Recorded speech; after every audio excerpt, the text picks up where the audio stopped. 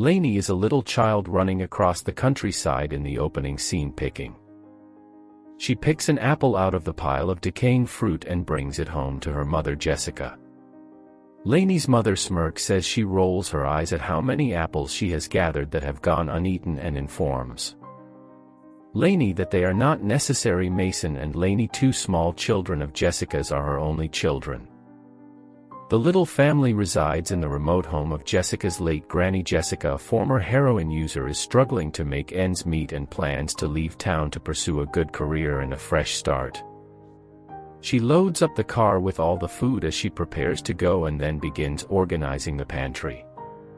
The pantry door cannot be opened inside. The house, due to its age and condition, places a brick in front of the door to prevent it from closing. Then when she notices her grandmother's purse, she stops throwing everything into the garbage bag and decides to keep the Bible. She didn't realize that the brick couldn't support the door. Since it was too short, the door slowly begins to swing shut, keeping her inside. Lainey, Jessica's oldest daughter, is summoned to the door as Jessica turns on the lights. Jessica tried to open the door and kick it, but it wouldn't budge.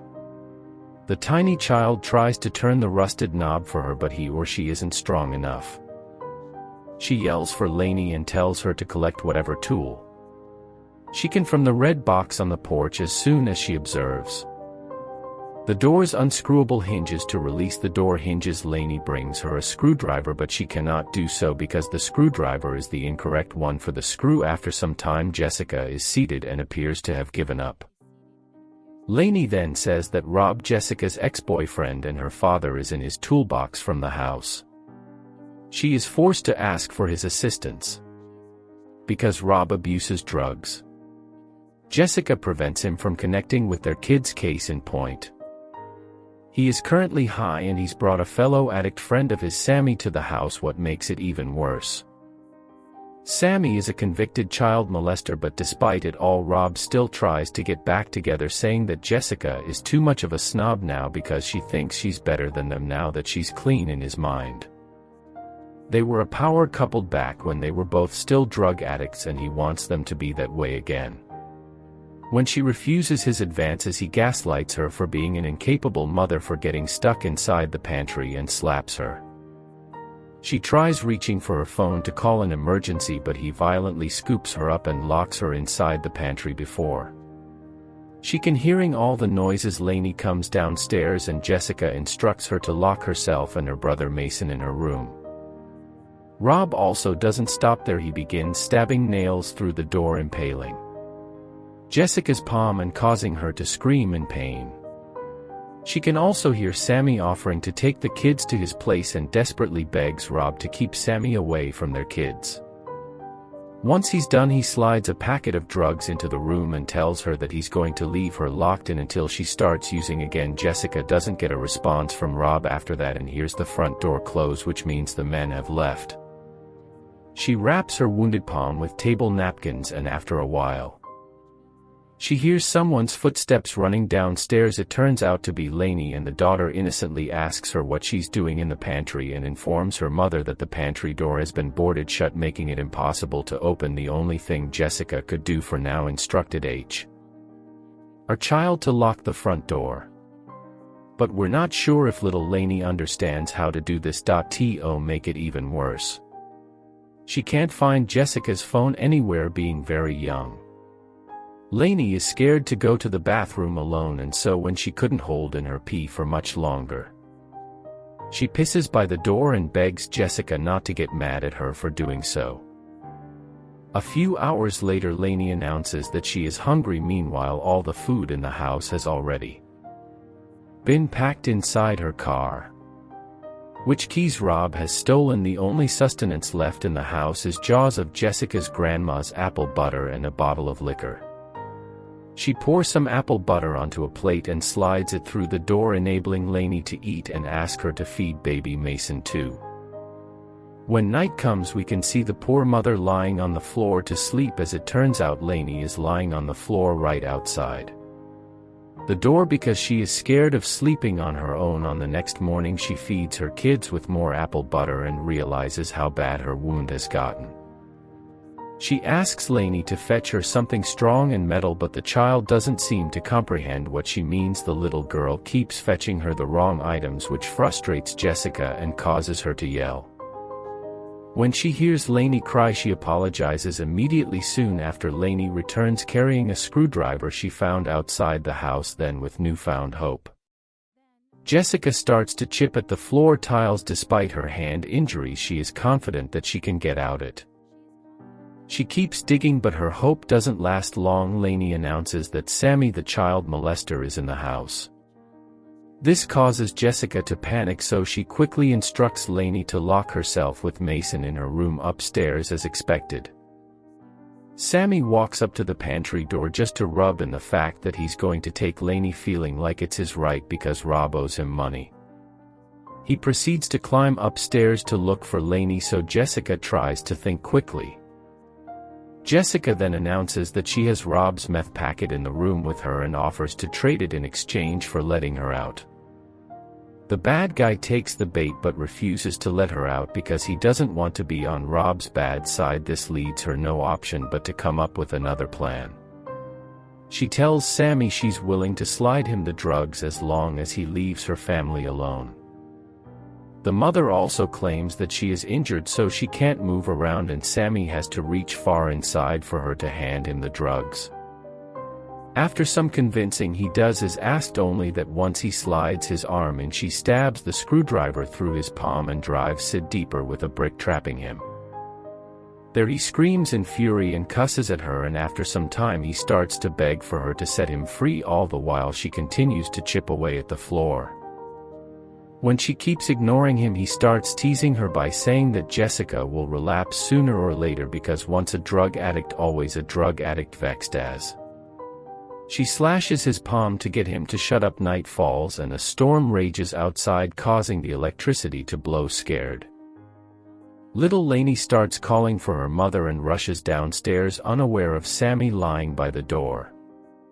Sammy seizes the opportunity to snatch her and begins threatening to break the girl's leg if Jessica doesn't let him go. When she hears her daughter crying, she gets so desperate that she pours liquor all over Sammy's hand. She then pulls out her lighter, setting him on fire and forcing him to let go of Lainey, but unfortunately fire also starts spreading inside the pantry, so she is forced to take it out.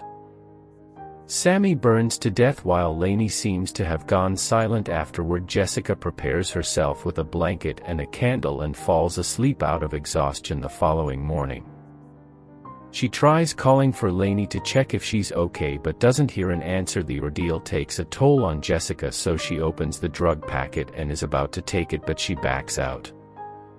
When she sees the Bible, Jessica then notices a dollar bill stuck between the pages of her grandmother's old Bible.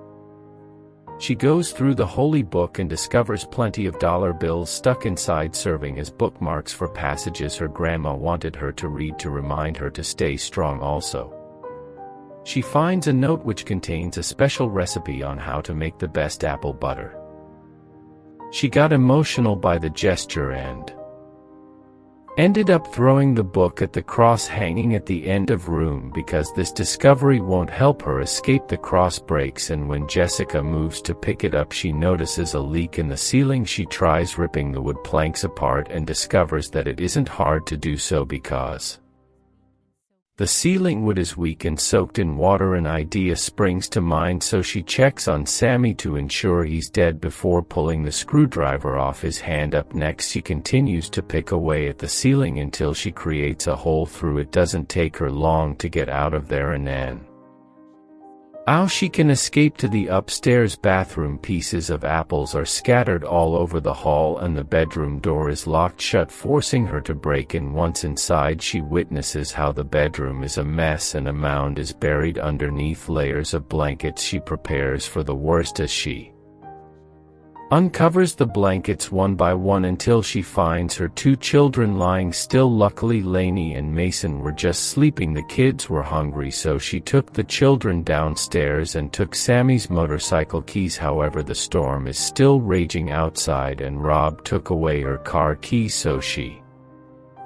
couldn't drive away with her car. She figures there's a chance it might be unlocked, so she breaks for it only to discover that the doors are indeed locked. This leaves her with no option but to break the door with a brick to fetch some food, but as they rushed back inside, Lainey dropped her animal crackers. The little girl later begs Jessica to fetch the animal crackers as the mother goes outside to please her daughter's wishes. We see Sammy standing at the window, meaning that he's still alive after all. Jessica panics and tries to get inside, but he's locked the door. She grabs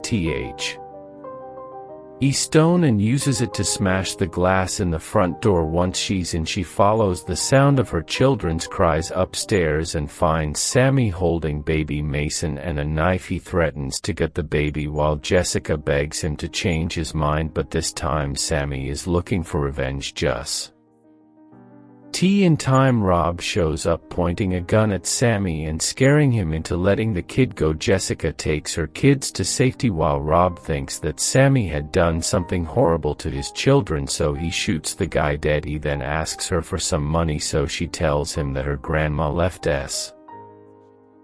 in the pantry. The man opens the door and starts collecting the money from the floor. Jessica then asks him to let her and her kids go, but he won't let her. Instead, he's adamant about seeing her relapse and asks her to take some drugs with him, knowing full well how dangerous Rob is. She cooperates, but first if she asks him to fetch the rest of the food from the car. Then when he's outside, she prepares some apple butter and makes him a sandwich. Rob seems absolutely excited once he's back inside because he thinks Jessica is warming up to him again and has agreed to relapse and become drug addicts together like old times. Devi devours the sandwich and goes to prepare the drugs for them. Since they don't want the kids to see, they go to the living room and Rob goes first, injecting drugs into his system. Jessica tries to buy some time by saying she isn't ready to take drugs again. This annoys the man, so he points the gun at her and violently manhandles her, forcing her to tie her arm and inject the drugs. And then suddenly the drugs he injected is starting to take effect. Jessica takes the opportunity to run when Rob wobbles. Instead, she runs upstairs to